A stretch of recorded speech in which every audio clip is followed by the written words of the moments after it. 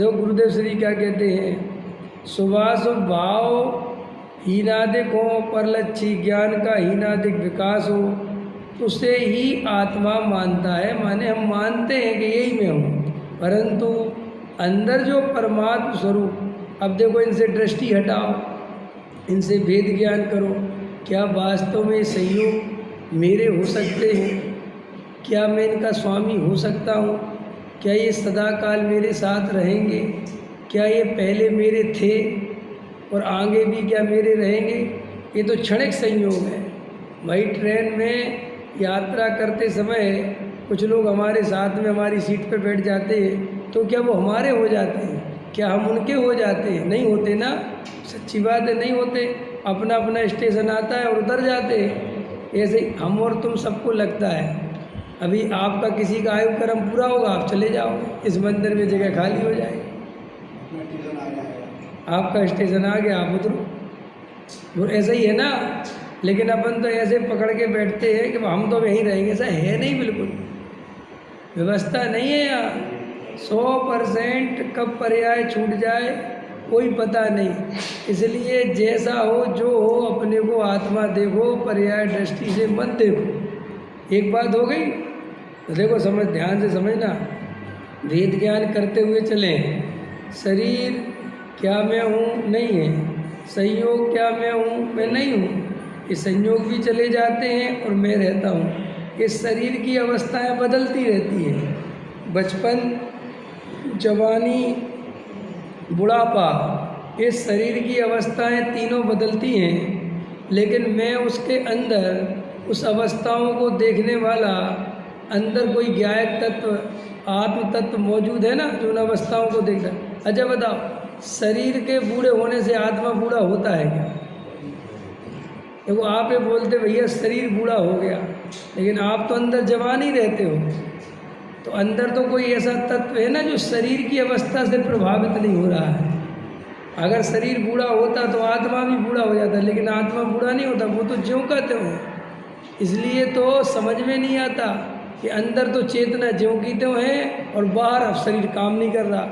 लेकिन एकत्व शरीर में होने से, चेतना की दृष्टि नहीं होने से ऐसा मानता है कि मैं बूढ़ा हो गया। तो बूढ़ा हो गया तो ढीला ढीला रहता है, अपने को दीन दुखी माँ, मैं बूढ़ा हो गया, मैं बूढ़ा हो गया ना। बूढ़ा वास्तव में कहाँ हुआ? शरीर हुआ है कि नहीं? सब खाट पे पड़े हैं, बिस्तर पड़े रहो। पड़ा कौन है? शरीर पड़ा है। भाई मैं तो ज्ञाता दृष्टा था, जब मैं चलता फिरता था तब भी जानता देखता था, और अब पलंग पे पड़ा हूँ, हाथ पैर नहीं चल रहे तो अब भी जानता थे। मेरे जानने देखने के स्वभाव में शरीर की अवस्था से क्या कमी आती है? लेकिन ऐसा एकत्व चिपका है कि शरीर बूढ़ा हो गया तो दुखी दुख मानता है, मैं बूढ़ा हो रहा हूँ, मैं बूढ़ा हो रहा हूँ। मैं कोई बूढ़ा बूढ़ा नहीं हो रहा, लेकिन वो पर्याय दृष्टि, देह दृष्टि होने से साफ साफ दिखता है कि देह का परिणमन अलग है, मेरा परिणमन बिल्कुल अलग है। लेकिन ऐसा भेद ज्ञान नहीं होने के कारण, शरीर और आत्मा को भिन्न भिन्न नहीं जानने के कारण, अपनी वस्तु को नहीं पहचानने के कारण रात और दिन दुख पाते हैं। आया समझ में? अभी सुबह पूज्य गुरुदेव श्री का प्रवचन है, बहुत अच्छा। कैसा होता है सम्यक दृष्टि? जिसने देह का स्वामी पना छोड़ दिया, राग का स्वामी पना छोड़ दिया, केवल अपने त्रिकाली ध्रुव ज्ञायक भगवान आत्मा का स्वामी पना स्वीकार किया है। मैं किसका स्वामी हूँ? मैं अपने अनंत गुणों का धारी जो चैतन्य तत्व है, मैं उसका स्वामी हूँ। और मेरा शरीर संयोग आदि राग देश कसाय भाव, मैं इनका स्वामी नहीं हूँ। इनमें से रुचि छोड़ दी, इनमें से एकत्व छोड़ दी, अब वो सम्यक दृष्टि है। और अब अपने चैतन्य गुणों का अनुभव करता है। अंदर अनंत गुणों का सागर है, अनंत गुणों का दल है। ये सब ले रहे थे गुरुदेव। आनंद कंद ज्ञान का घनपिंड, वो चैतन्य चमत्कार वस्तु मैं हूँ। अरे अपनी आत्मा की अपन को महिमा पता नहीं, मैं कितना शक्तिमान हूँ। देखो पहले दुनिया उद्गल परमाणु की शक्ति को नहीं पहचानती थी। उद्गल में कितनी शक्ति है अपन नहीं जानते थे ना। आज उद्गल की शक्ति का विकास हो रहा है तो अपनी आंखें खुली की खुली रह जा रही, हो क्या रहा है? उद्गल की शक्ति का विकास समझ रहे हो आप? क्या है उद्गल की शक्ति का विकास? आप यहाँ बैठे हो, बिना तार जाए हुए कुछ नहीं जाता और ऐसा फ़ोन मिला अमेरिका में बैठे आदमी से बात करो, और कितने सेकंड लगता है अमेरिका फ़ोन लगने में। भाई ऐसा होना चाहिए ना कि अमेरिका फ़ोन लग रहा तो ज़्यादा टाइम लगना चाहिए, भाई पड़ोस में लग रहा तो जल्दी लग जाना चाहिए। ऐसा तो नहीं होता, बिल्कुल उतनी ही स्पीड से अमेरिका, बिल्कुल क्लियर पिक्चर, पूरी बात करो तो एकदम। आप कहते टेक्नोलॉजी माने क्या? पुद्गल की शक्ति का विकास, खोज माने उसमें शक्ति तो पड़ी थी लेकिन किसी को ज्ञात नहीं था। ज्ञात नहीं था तो कल्पना भी नहीं कर सकता था कोई कि भैया पुद्गल में इतनी शक्ति हो। बोलो, आप और हम अगर गहराई से विचार करें तो ऐसी कल्पना करते हो कि एरोप्लेन उड़ेगा, हवाई जहाज उड़ेगा हवा में? नहीं समझ में, कैसे उड़ेगा भाई, काय के आधार पर उड़ेगा? ये तो समझ से बाहर, यही सोचते हैं ना, लेकिन उड़ता है। और अब तो देखो उनने कैसे कैसे वो बना दिए तुम्हारे एयर विमान, वो छोटे जिनमें वो लड़ाकू विमान, देखो वो तो कैसे घूमते हैं, ऐसे ऐसे पलटी खाते रहते हैं आसमान में, धड़ धड़ धड़ धड़। देखी कभी वे अपने करतब दिखाते हैं जब 15 अगस्त पे 26 जनवरी पे, तो ऐसे एकदम जाएंगे, एकदम नीचे आ जाएंगे, फिर ऊपर जाएंगे, फिर ऐसे घूम जाएंगे, जैसे कोई पतंग उड़ा रहा हो। पतंग भी ना उड़े ऐसी तो है। ये सब किसका विकास है? ये सब पुद्गल की शक्ति का विकास, पुद्गल की शक्ति की खोज है। तो श्री गुरु कहते जैसे तुम्हें पुद्गल की शक्तियों का पता नहीं था, और जब इन वैज्ञानिकों ने पुद्गल की शक्ति की खोज करी तो तुम्हारी आंखें खुली की खुली रह जाती है, ऐसे तुम्हें अपनी आत्मा की शक्तियों का पता नहीं है। इसलिए तुम अपने को दीनहीन, कमजोर, और इन पर पदार्थों को संग्रह करके, इन पदार्थों को इकट्ठा करके अपने को कुछ बड़ा करना चाहते हो। जैसे बच्चा छोटा होता है ना, तो टेबल पे खड़ा होकर बड़ा कर कहता पापा बड़े हो गए, बड़े हो गए। ऐसे अपन लोग एक परिग्रह को इकट्ठा करके, सोना चांदी इकट्ठा करके, कुछ रुपया पैसा जोड़कर ऐसा करना चाहते कि कुछ तो ताकत आ जाए, कुछ तो पैसे वाले हो जाएंगे, कुछ शक्ति आ जाएगी कि नहीं आ जाएगी। श्री गुरु कहते भैया जरूरत ही क्या है पैसे की शक्ति की, तू खुद अनंत शक्तिमान द्रव्य है। ये अपन को श्रद्धा ही नहीं आती। अपन देखो कैसे अज्ञानी जीव हैं। अपन घर में सोना रखा हो, घर में 10-5 करोड़ रुपया रखा हो, तो अपने को अनंत शक्तिमान मान लेते हैं कि हाँ मैं कुछ हूँ। लेकिन अपन अनंत गुणों को पी के बैठे हैं। अपनी आत्मा में अनंत गुण हैं। कितने गुण हैं भाई? अनंत पैसा तो नहीं हो सकता, पैसे की गिनती हो जाती ना कितने ही हो, लेकिन आत्मा में कितने गुण हैं? अनंत गुण का मतलब होता है इतने गुण हैं आत्मा में कि वे अनंत हैं, उनकी गिनती नहीं करी जा सकती। बोलो। और एक गुण का विकास इतनी पावरफुल है कि अगर इस आत्मा को केवल ज्ञान हो जाए, छोड़ो अभी केवल ज्ञान तो बहुत दूर हो गया, जरा सा एक अपना आवरण हटे और जरा सी शक्ति प्रकट हो, तो अवधि ज्ञान में इतनी शक्ति है कि पूरा स्वर्ग और पूरा जम्बूद्वीप नाप ले। यहाँ अवधि ज्ञान की इतनी ताकत है कि अवधि ज्ञान ऐसा लगावे और द्वीप समुद्रों के साक्षात दर्शन आकर तुम चैत्यालयों के दर्शन कर ले, यहीं बैठे बैठे। अभी अपन को क्या है, ये शक्तियाँ अपनी क्षीण है, अभी उदय प्रकट नहीं है, तो अपन को ऐसा लगता है कि अपन तो दीनहीन है, मरे मराए हैं। और उस आत्मा की श्रद्धा ने, देखो श्रद्धा के बिना खोज भी नहीं हो सकती।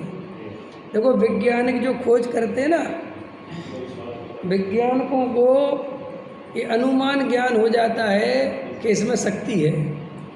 भाई आप समझे नहीं मेरी बात? उसने कहीं ना कहीं तो वो बात उसके दिमाग में आई होगी ना कि भाई पहले टेलीफोन का निर्माण किया तो कैसे करा हो। उसने देखा कि आवाज़ जो है इस दीवार को खड़ा कर दो तो आवाज़ उधर नहीं जाती, माने आवाज़ एक ऐसी चीज़ है जो इधर से उधर पहुंचाई जा सकती है। समझ में आया? टेप रिकॉर्डर बने, फिर वहाँ से वो टेलीविज़न आया, तो उन्होंने कहा इधर बोलो तो उधर तक पहुँच जाता है, इसका मतलब शक्ति है। ऐसे धीरे धीरे रिसर्च हुई, फ़ोन बनते हैं, फिर और सोचा कि बिना तार के भी काम हो सकता है, क्योंकि सारा खेल तो सिग्नल का है। देखो माने वैज्ञानिक पुद्गल की शक्ति को पहचान कर क्या क्या आविष्कार कर देते हैं। आज हर देश के पास परमाणु बम है। अब ये नाम क्या है? परमाणु बम। ये बम का नाम परमाणु बम क्यों है? परमाणु बम माने उन परमाणुओं में इतनी शक्ति है कि वे इतना बड़ा विस्फोट कर सकते हैं कि पूरा देश का देश नष्ट कर सकते हैं। समझ में आया? और आत्मा कितना शक्तिशाली है वे सुनो, कि पूरा देश का देश नष्ट हो सकता है लेकिन आत्मा नष्ट नहीं हो सकता। समझ में? अच्छा, आत्मा पे कितने परमाणु बम पटके जाए कि आत्मा के प्रदेश मिट जाए? बोलो कि साहब दे तो भैया पुद्गल को मिटा सकता है लेकिन पुद्गल जीव को नहीं मिटा सकता। और मिटा क्या सकता है? उसका परिवर्तन हो जाता है, मिटती तो कोई वस्तु है नहीं। लेकिन आत्मा का तो कुछ होता ही नहीं भाई। अपन को अभी कोई बम पटक दे और अपन मर जाए तो क्या होगा आत्मा का? यहाँ से बिल्कुल पूरा सुरक्षित आत्मा निकलेगा, जीर्ण शीर्ण आत्मा नहीं निकलेगा। शरीर तो कैसा निकलेगा? अभी वो एरोप्लेन में जो क्रैश हुआ तो उनकी बॉडी के पार्ट निकल रहे हैं बेचारे इधर है, लेकिन आत्मा के पार्ट नहीं हुए बिल्कुल भी। आत्मा बिल्कुल असंख्यात प्रदेशी अनंत गुणों का धारी, एक सेकंड में तो वहाँ से निकल के किसी और पर्याय में चला गया और बिल्कुल इतना सा डिस्टर्ब नहीं होता। कोई तिल तिल करे देह के खंड अपने शरीर के टुकड़े टुकड़े कर दे तो भी आत्मा को 1% भी खरोंच नहीं आती, क्योंकि आत्मा है अमूर्तिक और नित्यात्मक पदार्थ। और अमूर्तिक को मूर्तिक कैसे कुछ कर सकता है? छू भी नहीं सकता। देखो कर्म जो है वे मूर्तिक और आत्मा है अमूर्तिक, तो कर्म का प्रवेश कभी आत्मा में होता नहीं। अपन कहते ना बंद हो गया, तो आत्मा से वे चिपक गए। वास्तव में चिपकते विपकते नहीं है, क्योंकि आत्मा तो अमूर्तिक है, चिपकेगा कौन वहाँ? नहीं समझ में आया? वे तो अपने आप में दोनों एक क्षेत्र अवगाह में बने रहते हैं, जिसे अपन चिपकना कहते हैं। आया समझ में? क्योंकि चिपकने के लिए, बंद होने के लिए क्या लिखी परिभाषा? स्निग्ध रूक्षात बंधा। समझ में आया? दो पुद्गल परमाणु स्निग्ध हो माने चिकने हो और दो रूखे हो माने दरदरे हो तो चिपकते हैं। तो आत्मा में तो न स्निग्धपना है न रुक्षपना है, वो चिपकेगा कैसे? आया समझ में? तो मैं तो ऐसी शाश्वत सत्ता वाला पदार्थ हूँ। अरे देखो एक पुद्गल परमाणु को देखो कैसी अपनी सत्ता में विराजमान है। ये कुर्सी को देखो कैसे बिलस रही है, उसे किसी से कोई लेना देना नहीं है, अपने आप में परिपूर्ण है वो। समझ में आया? ऐसा मैं अपने आप में परिपूर्ण हूँ। सब द्रव्य अपने आप में परिपूर्ण है, कोई किसी का कर्ता धर्ता नहीं है। ये सुख दुख जो कुछ दिखाई दे रहा है ये केवल और केवल अपनी मान्यता का फल है।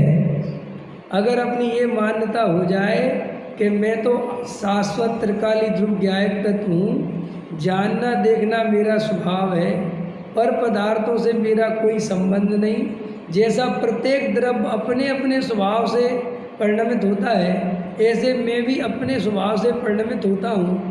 मैं तो अज्ञान के कारण, भ्रम के कारण अपने को शरीर वाला, संयोग वाला, कसाय वाला, मन वचन वाला, बोलने वाला, खाने वाला, घूमने वाला, समझ में आया, शरीर वाला, रागी, द्वेषी, कसाई, मोही, अज्ञान के कारण, मिथ्यात्व के कारण, भ्रम से ऐसा अनुभव करता था। लेकिन आज श्री गुरु के प्रसाद से जिनवाणी माँ को पढ़कर, स्वाध्याय कर कर, तत्व विचार कर कर, भेद ज्ञान के द्वारा मैंने द्रव्य कर्म, भाव कर्म, नो कर्म से भिन्न जो अंदर ज्ञायक तत्व है, जो चैतन्य वस्तु है, जो ज्ञाता दृष्टा है, उसका दर्शन करके, उसका अनुभव करके, उसका रसास्वादन करके, उसका वेदन करके, उसको फील करके, अपने ज्ञान में वो लेकर उस ज्ञायक की दृष्टिपूर्वक आज ये निर्णय किया कि अरे ये द्रव्य कर्म, भाव कर्म, नो कर्म मेरी सत्ता में नहीं है,